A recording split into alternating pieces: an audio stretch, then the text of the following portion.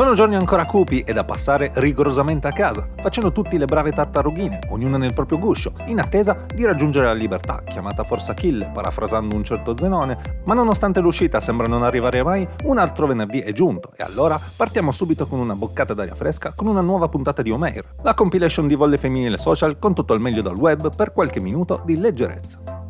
C'è chi prova ad allenarsi in giardino, c'è chi prova ad allenarsi sul balcone, poi ci sono loro che si mettono d'accordo e si allenano a piani diversi con ottimi risultati. Va un po' peggio invece a questi due vicini di casa amanti del volley e divisi dal balcone. Maria, tu stai in avanti, prendi la trave. Vado,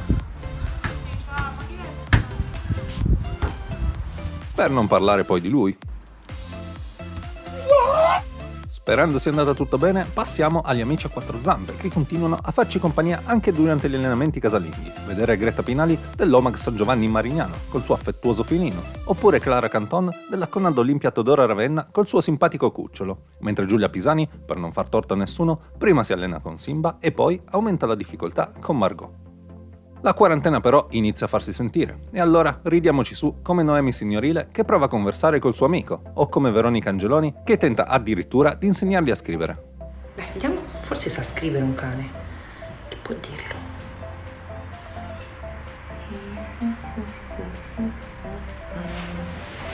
Non sai scrivere? Mentre Jennifer Boldini fa la conoscenza di un insospettabile coinquilino. Le challenge continuano e se Marta Bechis si prende una settimana di pausa, scende in campo la collega della Banca Valsabina Millennium Brescia Ulrike Bridi con la Ulli Challenge. Seguita a distanza dalle giovanissime atlete della Green Warriors Sassuolo. C'è chi si dà la musica, come Francesca Trevisan dell'Unione Montecchio Maggiore, con un colpo di genio. When the night has come and the land is dark and the moon. Oppure chi la crea, come la brava Gaia Moretto della Lardini Filottano.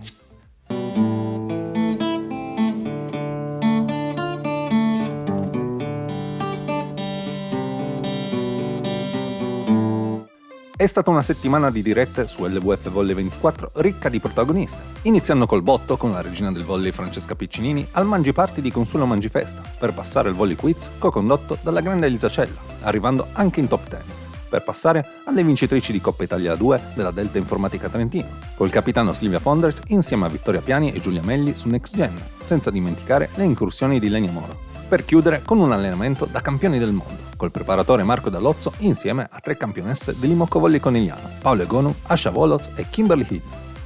Dandovi l'appuntamento alla prossima settimana, andiamo a vedere le perle del web, con la nazionale thailandese che si allena a ritmo di Super Mario Bros.